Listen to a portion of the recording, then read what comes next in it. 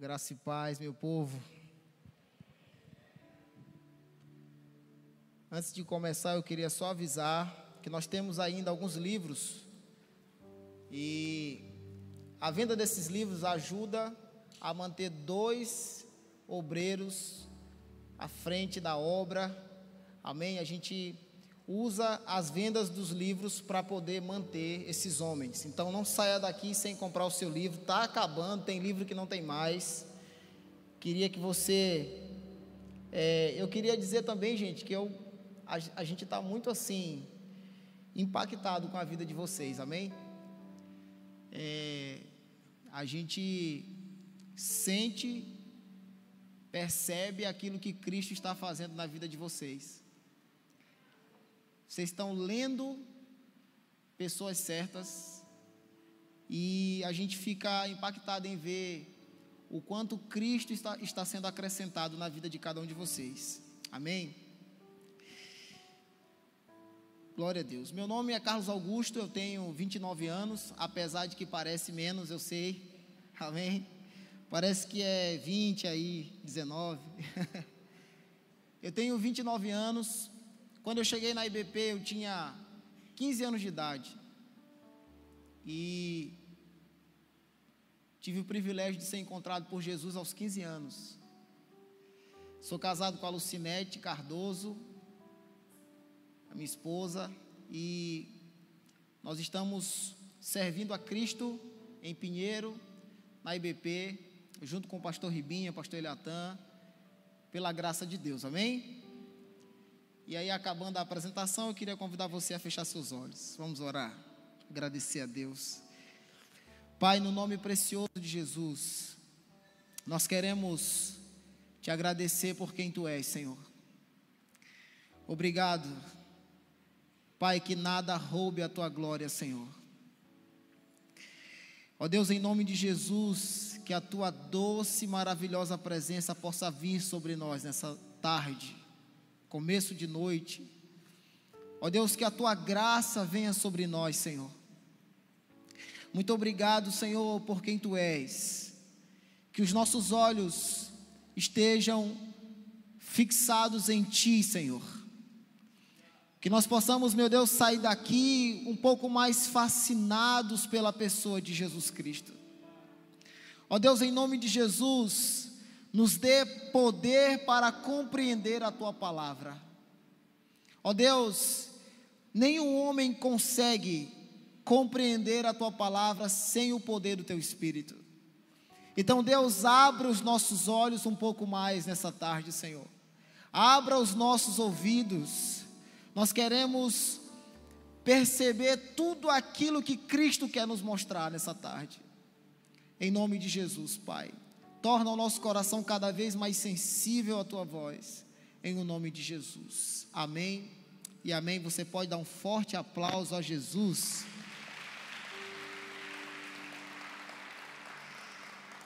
Sem demora, pega a sua Bíblia comigo em Hebreus, capítulo 1.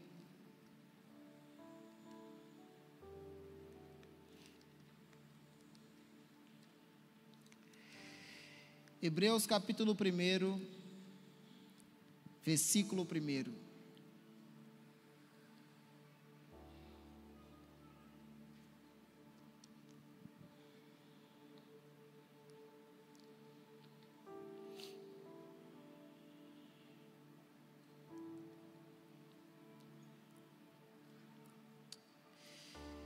Quem achou diz amém. Hebreus capítulo 1, versículo 1 diz assim: há muito tempo, amém, obrigado. Há muito tempo, Deus falou muitas vezes e de várias maneiras aos nossos antepassados por meio dos profetas. Mas nestes últimos dias falou-nos por meio do Filho, a quem constituiu o herdeiro de todas as coisas e por meio de quem fez o universo. O Filho é o resplendor da glória de Deus e a expressão exata do seu ser, sustentando todas as coisas por sua palavra poderosa. Depois de ter realizado a purificação dos pecados, ele se assentou à direita da majestade nas alturas, tornando-se tão superior aos anjos, quanto o nome que herdou é superior ao deles. Amém? Hoje eu queria, de forma rápida, falar com você sobre a supremacia de Cristo. Diga assim comigo: a supremacia de Cristo. A palavra supremacia significa a superioridade absoluta de Jesus sobre todas as coisas. Amém? E eu já queria começar essa ministração te falando uma coisa que eu ouvi de um grande pregador. Ele disse o seguinte: pregar é uma coisa linda. Amém? Pregar é uma coisa linda, é um privilégio pregar. Mas ao mesmo tempo que pregar é uma coisa linda, é uma coisa terrível. Por quê? Porque toda pregação é falha. Charles Spurgeon, o príncipe dos pregadores, na maioria das vezes, quando ele ia começar a pregar, ele dizia o seguinte: ainda que eu tivesse a mente de um serafim, ou ainda que eu tivesse a língua de um querubim, eu jamais conseguiria começar a entender ou revelar aos homens as glórias de Cristo.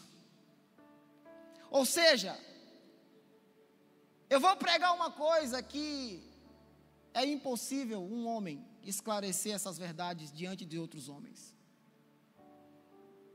Então pregar é uma coisa linda porque é um privilégio, mas também é terrível porque toda pregação, ao tentar esclarecer quem é Cristo, nós iremos falhar. Por quê? Porque Ele é muito mais superior, Ele é muito mais alto e muito mais elevado do que tudo aquilo que eu consiga falar para vocês hoje. Aleluia! E eu já queria fazer uma afirmação no começo dessa mensagem para você. O diabo, ele não está interessado, irmão, de tirar Jesus das nossas vidas. Ia dar muito trabalho para ele. O que o diabo quer é apenas colocar Jesus no lugar errado. Então o diabo, ele não está concentrado em tirar Jesus das nossas vidas. O diabo quer colocar Jesus no lugar errado. E o que seria colocar Jesus no lugar errado? É quando Jesus já não é mais a fonte da nossa satisfação. Ele é o meio para que eu chegue naquilo que eu acho que vai me satisfazer. E aí Jesus não é mais o meu suprimento, Ele é apenas o meio para que eu chegue naquilo que eu acho que é o meu suprimento. Irmão, Jesus não pode ser o meio para me chegar naquilo que eu acho que vai me suprir. Ele é a única coisa que pode suprir o nosso coração. Aleluia. Jesus não pode ser o meio para que eu consiga chegar na minha felicidade. Jesus é a nossa felicidade. Aleluia. Então o povo de Deus ao redor do mundo não está precisando de uma nova estratégia, de um novo método, de algo mais inteligente. Não, não, não. O que nós precisamos é de uma visão mais clara, mais exaltada, maior da pessoa de Jesus. Quem Cristo é. É isso que nós precisamos. A carta de Hebreus, irmãos, ela foi escrita para judeus que haviam crido em Cristo. Só que esses judeus que haviam acreditado na mensagem, que haviam crido no Evangelho, eles estavam agora sendo perseguidos por aqueles que não creram. Alguns já tinham sido presos, espancados. E eles estavam tristes. Alguns estavam pensando em voltar para a antiga religião deles. E aí o escritor de Hebreus escreve essa carta para tentar animar aqueles irmãos, mostrar para eles que Cristo é superior a antiga religião deles, que Cristo era superior ao judaísmo. E aí eu queria, irmão, começar te falando uma coisa muito interessante. Há um tempo atrás eu recebi uma pessoa lá na igreja, e ela veio ter uma conversa comigo sobre o marido dela. O casal são meus amigos de muito tempo, e o marido começou a dar problema para a esposa. Ela disse: Carlinhos, eu preciso conversar com você, meu marido está me dando muito problema, e você, eu acho que pode me ajudar. Eu falei: tá bom. Fui lá, e aí a gente foi conversar lá na vila da igreja. E ela chegou e ela começou a falar do marido dela, falando: olha, meu marido está fazendo isso, fazendo aquilo.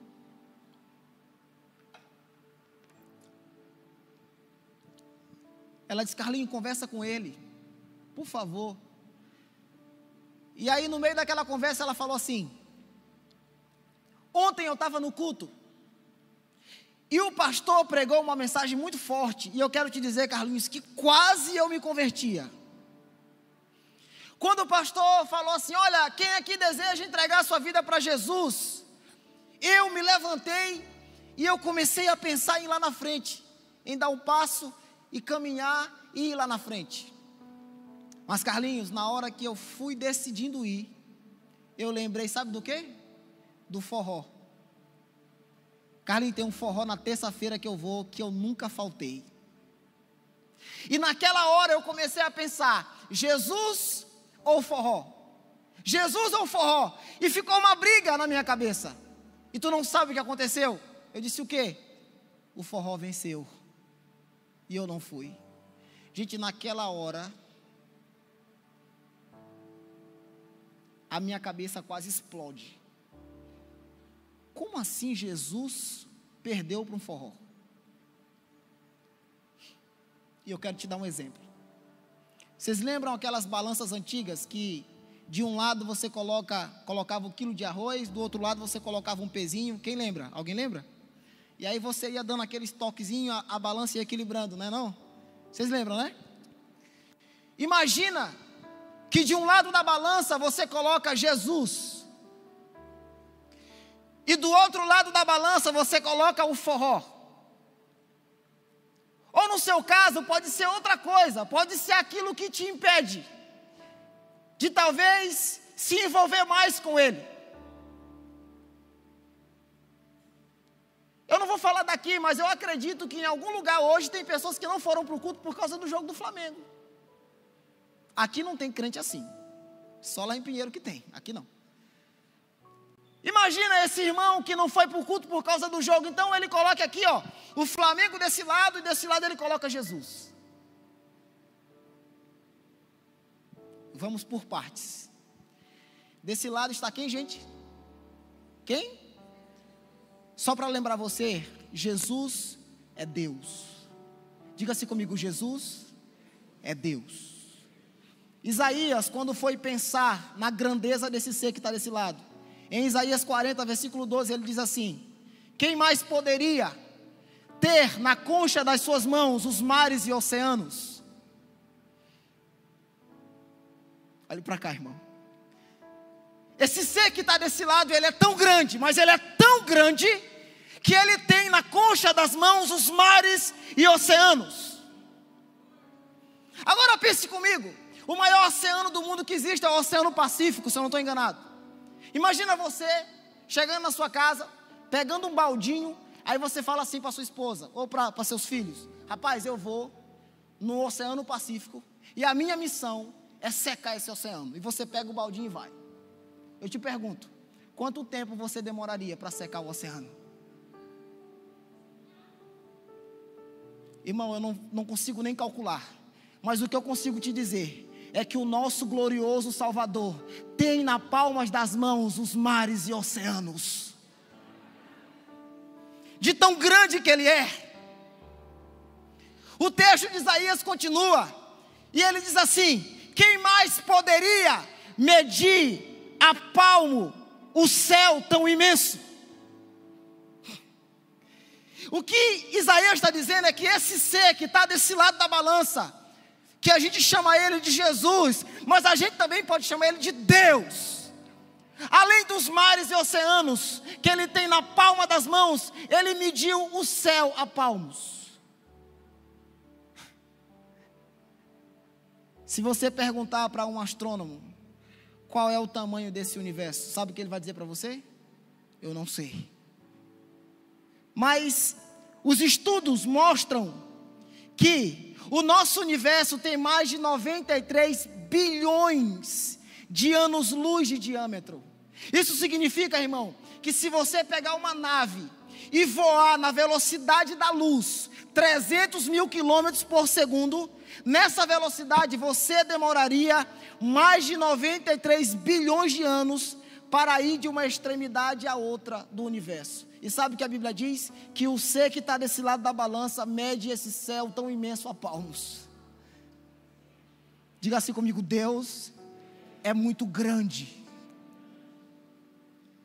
Para encerrar a nossa fala aqui sobre esse ser desse lado, o Salmos 147, verso 4 diz que ele sabe de cor o número das estrelas e as conhece cada uma pelo nome.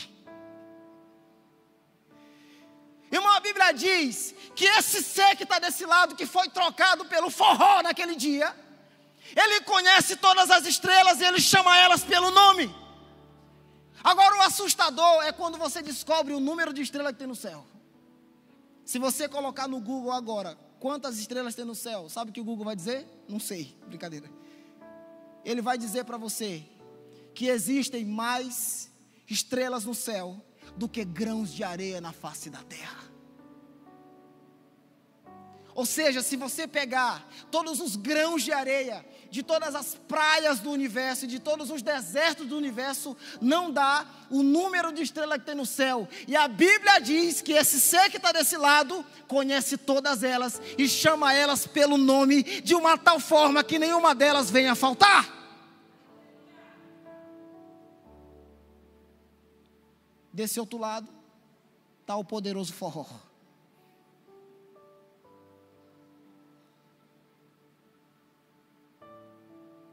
Agora imagina que o forró desse lado comece a pesar, ou então o Flamengo desse lado comece a pesar, ou o carnaval, ou as festas, não sei, ou a bebida, não sei, as drogas, o namoro, alguma coisa que está impedindo o trabalho, não sei, comece a pesar mais do que esse ser que está aqui. Imagina que pese e ganhe. Irmão, se alguma coisa desse lado está pesando mais do que esse ser que está aqui, que a Bíblia chama ele de Jesus e a Bíblia chama ele de Deus, isso significa que não é ele que está desse lado, é apenas uma ideia equivocada que a pessoa tem dele. Sabe por quê? Porque se Deus estivesse desse lado da balança, ele fazia era quebrar essa balança.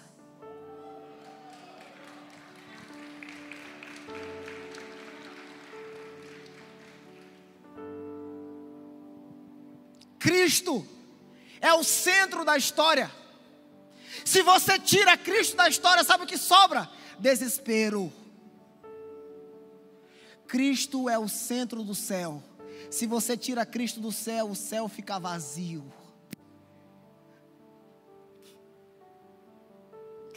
O livro de Hebreus, ele tem duas características. Eu estudo esse livro direto. Eu pego ele, leio inteiro, direto. Ele tem duas características importantes, interessantes. Quando você lê, você vai entender. Quando você lê assim, eu acho que você já até sabe. Esse aqui é o único livro do Novo Testamento que ninguém sabe quem escreveu. Ninguém sabe quem escreveu o livro de Hebreus. A segunda característica é que ele é um livro que não tem introdução. O escritor já vai direto no assunto. Eu estudando sobre o livro, eu descobri que algumas pessoas acham que foi Paulo que escreveu. Lendo, você descobre que, você fica olhando, cara, eu acho que é Paulo, parece que é Paulo, mas não temos certeza. Outras pessoas acham que foi Apolo, outros acham que foi Priscila ou Barnabé, mas ninguém sabe quem foi. Mas o livro de Hebreus, ele não tem introdução e ninguém sabe quem foi que escreveu. Por quê? O escritor de Hebreus, ele está tão preocupado em falar sobre a superioridade de Jesus. Ele está tão preocupado em dar toda a glória para Jesus, que não coube a glória humana nem para saber quem foi que escreveu.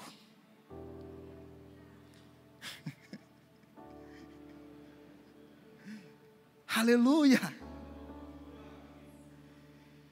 E o motivo pelo qual não tem introdução é que o assunto era tão sério, mas tão sério, que o escritor foi direto no assunto. Quando você liga para a emergência, você não liga para falar do seu dia, como é que foi, o que a pessoa comeu. Não, você vai direto no assunto, não é não? Então o escritor, ele tinha um assunto importante para tratar, sabe qual era? Dizer para aquele povo que estava sendo afligido pela perseguição: ei, vocês que querem voltar para o judaísmo, eu tenho uma coisa para dizer para vocês: Cristo é superior ao judaísmo. Cristo é superior àquele que vocês querem voltar. Ele é superior à antiga religião de vocês. Irmão, eu queria te dizer algo que eu aprendo com o começo dessa epístola. Essa aqui é uma das partes preferidas desse sermão para mim. É a parte que mais ministra meu coração. O livro de Hebreus, logo de início, ele te dá assim uma lição poderosa. Sabe qual é? É muito possível, irmão, que quanto mais de Jesus crescer na sua vida, menos o seu nome vai aparecer. Tem muita gente que tem medo do evangelho, porque o evangelho tira nossas honrarias. O evangelho faz as pessoas olhar para nós como elas devem olhar, como um miserável pecador alcançado pela graça, nada mais que isso.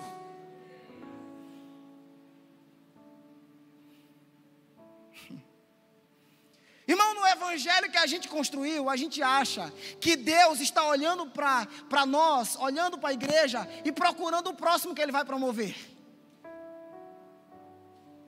No evangelho que a gente construiu, a gente pensa que Deus está olhando para cá e Ele está procurando o próximo que Ele vai exaltar.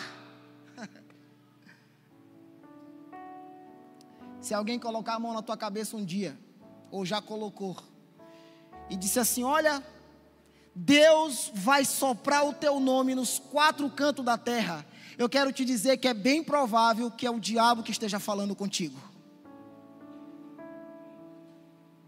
Se alguém colocar a mão na tua cabeça e falar assim: olha, Deus vai soprar o teu nome nos 4 cantos da terra, ei, calma, pode ser que não seja Deus que esteja falando. Sabe por quê?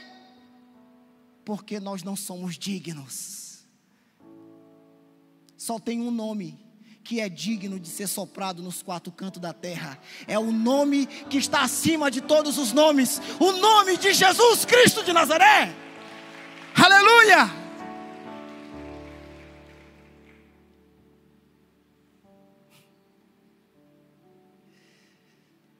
Em Jesus nós não vemos um filho que foi amadurecido para ser promovido.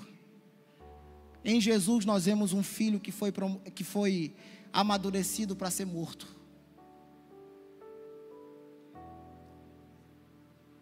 Em Jesus nós vemos um filho que foi amadurecido para ser levado para a cruz.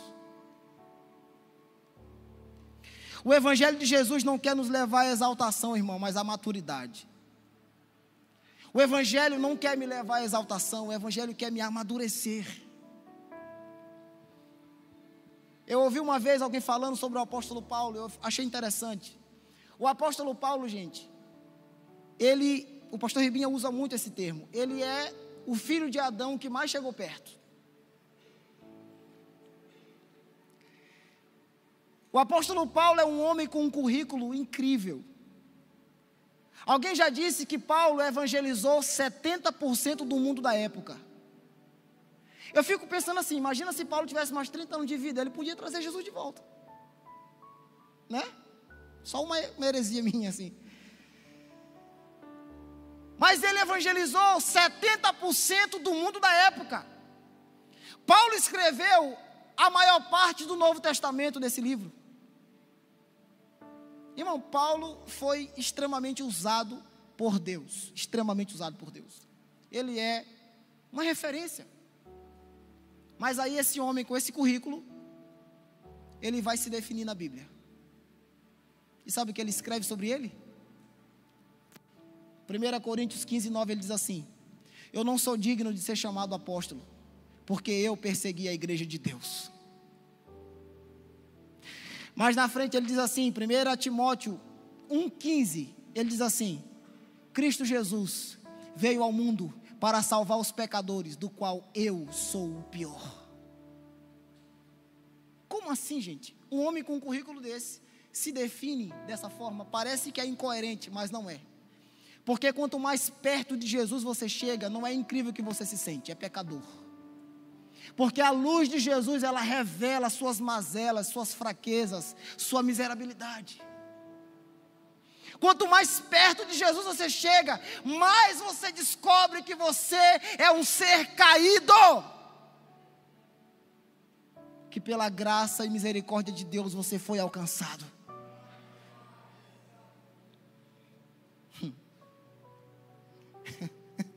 Eu ouvi uma coisa essa semana não, faz uns dias já.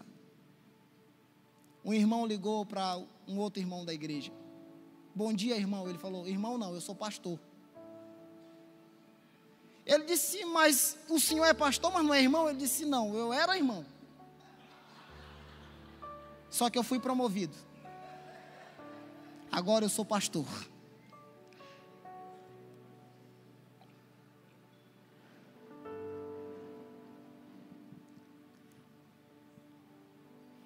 Eu descobri uma coisa, irmão. Um dia o pastor Ribinha me perguntou uma coisa: Carlinhos, quando o evangelho te alcançou, como foi que tu percebeu?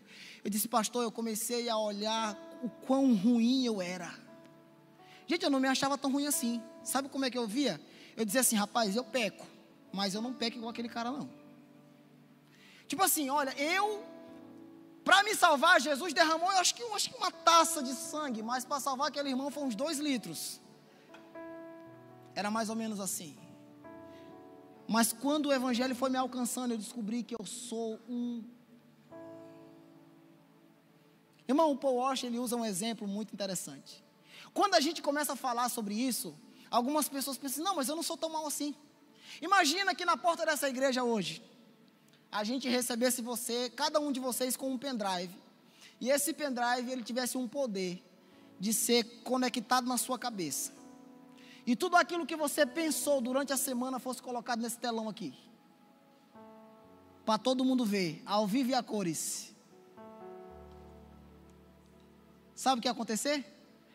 Alguns de nós ia pedir até por favor: não faz isso, por favor. E aqueles que não conseguiriam impedir, e se o seu pensamento, tudo aquilo que passou na tua cabeça, os pensamentos mais íntimos da tua cabeça, passasse aqui para todo mundo ver, você nunca mais pisaria aqui de vergonha.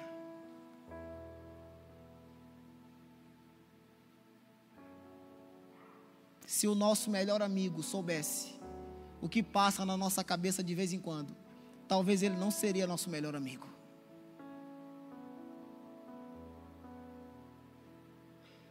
Mas Cristo é o único que nos conhece por dentro e por fora, e foi capaz de morrer numa cruz por nós.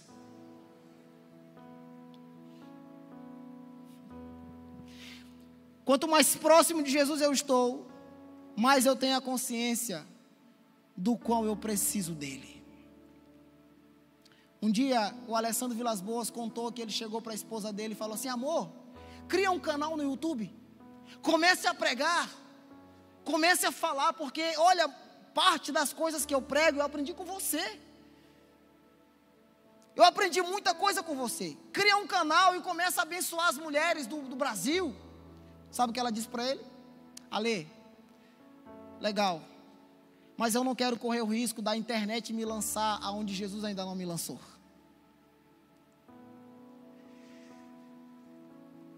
Quanto mais perto de Jesus você chega, mais você descobre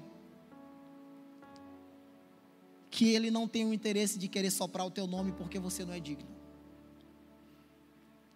O que Jesus quer é usar a sua vida para fazer o nome dele ser conhecido.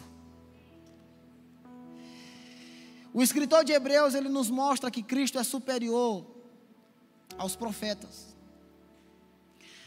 Hebreus 1:1 diz assim: há muito tempo Deus falou de muitas maneiras aos nossos pais por intermédio dos profetas, mas agora Ele tem falado por meio do Filho, a quem deu todas as coisas e por meio de quem fez o mundo e tudo o que nele existe. Ou seja, Jesus é superior aos profetas, por quê? Porque Ele é o Criador do universo, Ele é o Criador dos próprios profetas. Amém? O escritor também vai mostrar que Jesus é superior aos anjos. Por quê? Porque os anjos, eles são mensageiros de Jesus. Ou seja, Jesus é o conteúdo da mensagem dos anjos. Jesus é superior. Agora, irmão, nós temos um problema. É que nós queremos, às vezes, conhecer a Deus fora de Cristo. Isso é um problema. Eu tenho um amigo que um dia, ele disse assim: Carlinhos, eu vou para tal viagem, ia ter uma conferência. Ele falou: eu vou para essa viagem, porque eu soube que nessa cidade tem uma profetisa. E se essa mulher colocar a mão na minha cabeça e dizer assim: olha, eis que eu te digo, meu filho, eu vi isso e aquilo sobre você, Carlinhos, se ela fizer isso, eu vou conhecer Deus. Eu falei: meu amigo, nós acreditamos na profecia, na verdadeira profecia, a profecia bíblica, nós acreditamos. Mas eu quero dizer para você que Cristo é superior à profecia.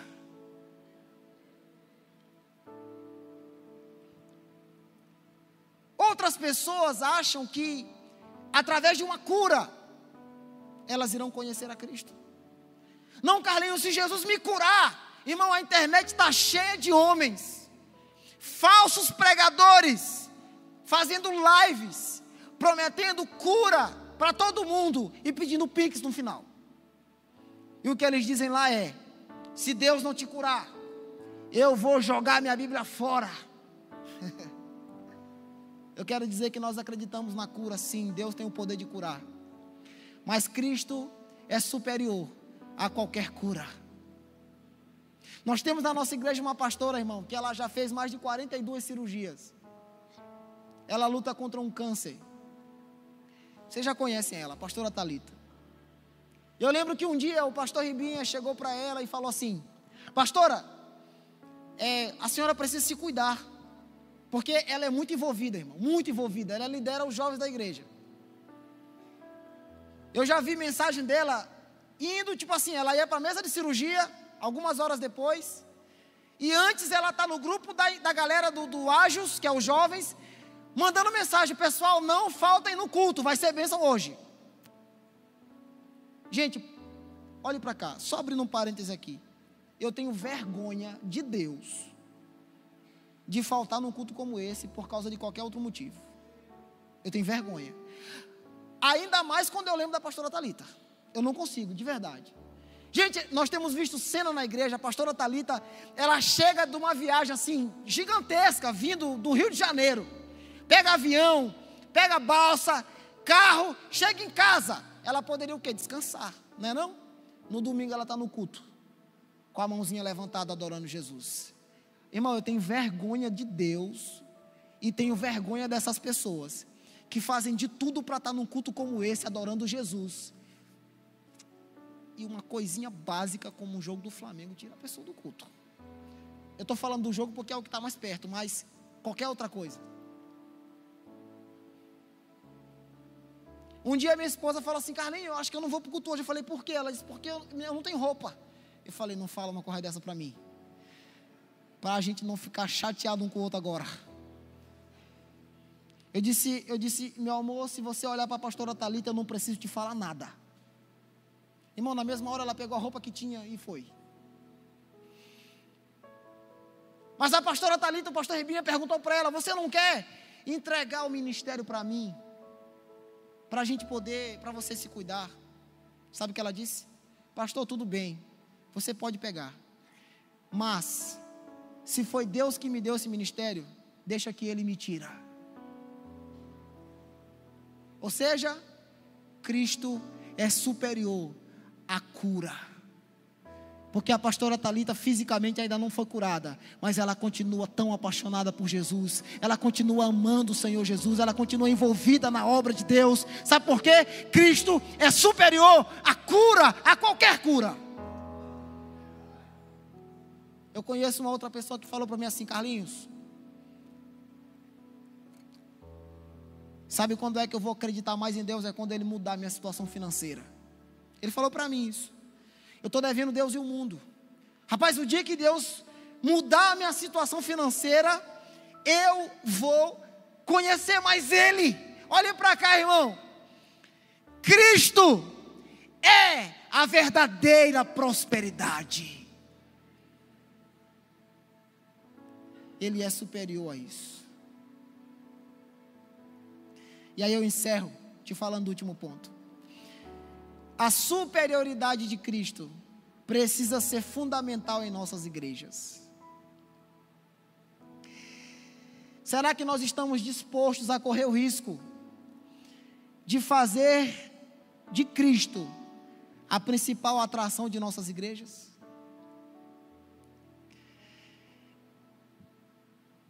E aí eu queria te falar uma coisa que eu li num livro muito forte. Cristo é superior em lugares que a sua presença é mais desejada que seus presentes. Cristo é superior em lugares que a sua presença é mais desejada que seus presentes.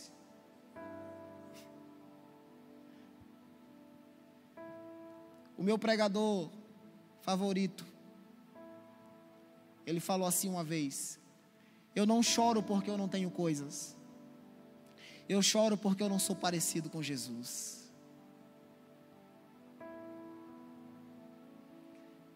Nós não devemos vir para o culto, ou vir para a igreja, por causa daquilo que Deus pode nos dar.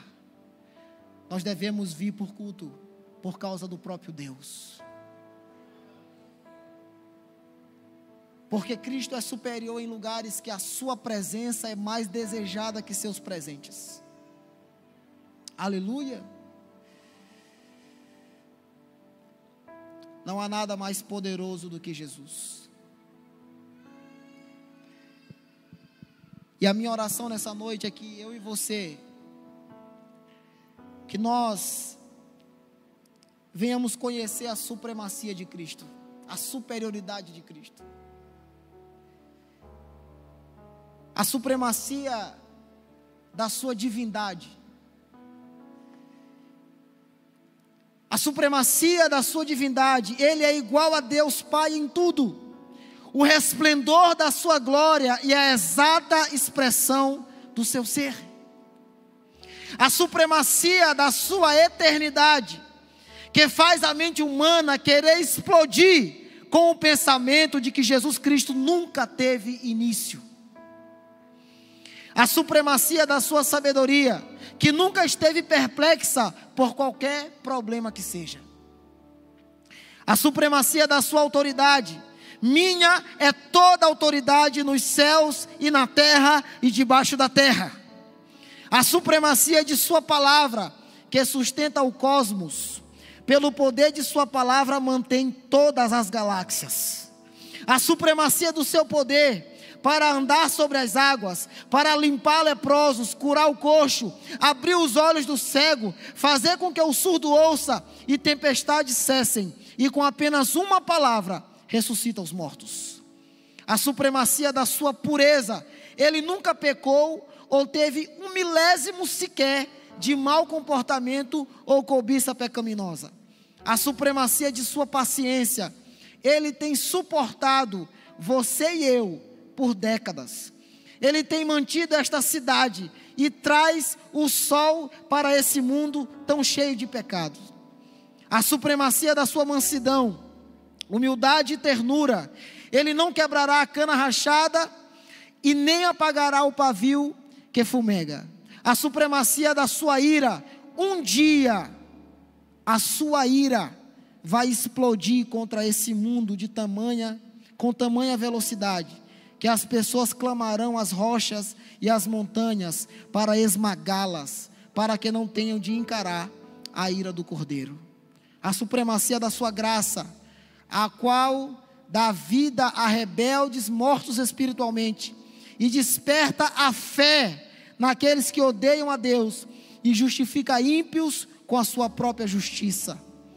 A supremacia do seu amor, que morreu voluntariamente por nós, mesmo sendo nós ainda pecadores, e nos liberta para regozijarmos muito mais nele. Aleluia. Fique de pé nessa noite. Glórias ao nome de Jesus. Que nós venhamos entender e reconhecer a supremacia de Cristo. Ele é superior a todas as coisas. Superior a tudo.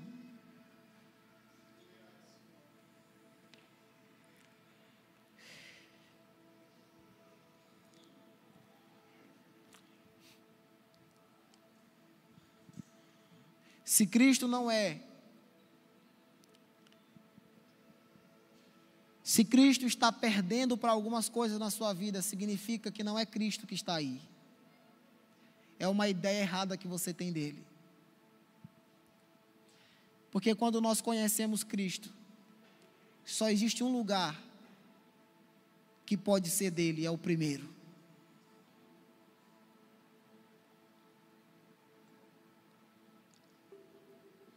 Só existe um lugar que pode ser dele, é o primeiro lugar.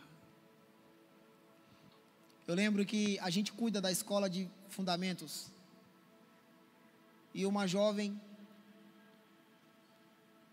um dia perguntou para mim, na verdade ela fez uma ligação para o líder dela, e ele me perguntou: pergunta para Carlinhos se eu posso ir para o Bumba Boi esse ano. Aqui tem essa cultura de Bumba Boi, gente? Não? Bumba Boi lá em Pinheiro é muito forte, na época da festa junina.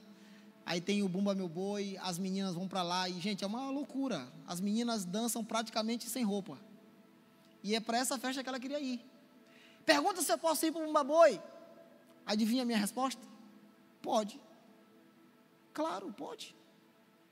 E aí ele falou assim: ei Carlinhos, tu não está entendendo. É aquele Bumba Boi lá, aquele doidão lá, que as mulheres dançam quase sem roupa. Eu disse: diz para ela que pode. Aí ele disse: pode sim, Carlinhos falou que pode. Eu não sei se Deus falou, mas Carlinhos disse que pode.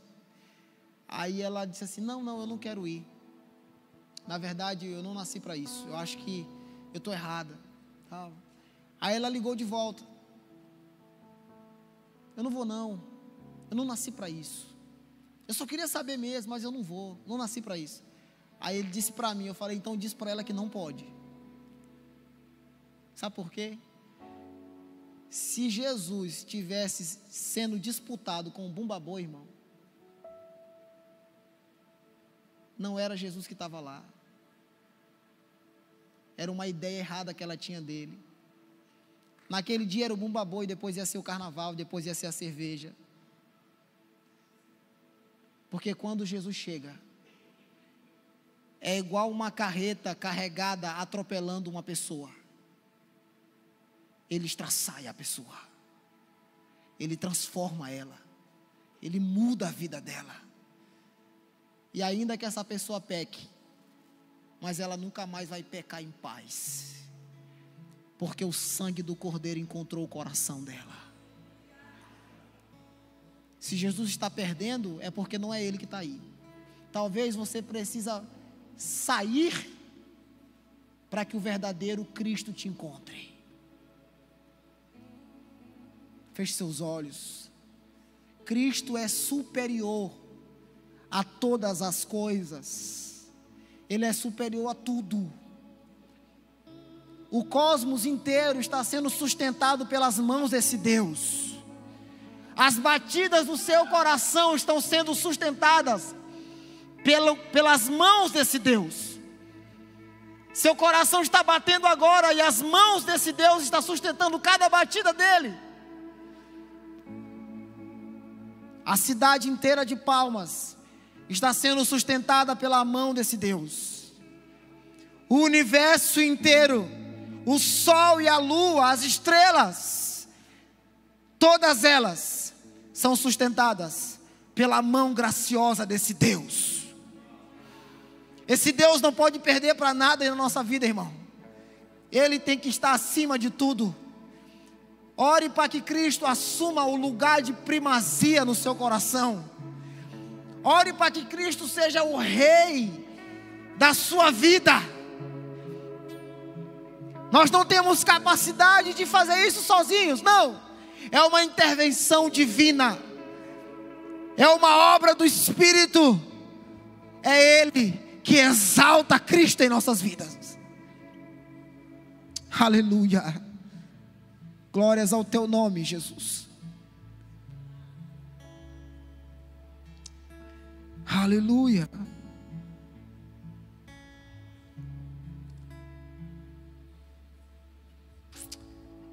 Aleluia, Jesus.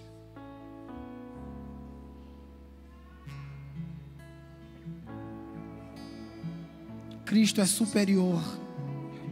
Em lugares que a sua presença é mais desejada que seus presentes.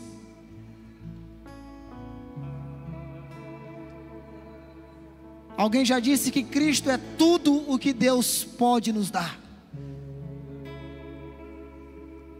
Não há nada mais precioso do que Cristo. Aleluia, Jesus. Se passam os anos, é isso. Glórias ao nome de Jesus. Eu não posso deixar de amá-lo. Ainda é doce em meus lábios seu nome.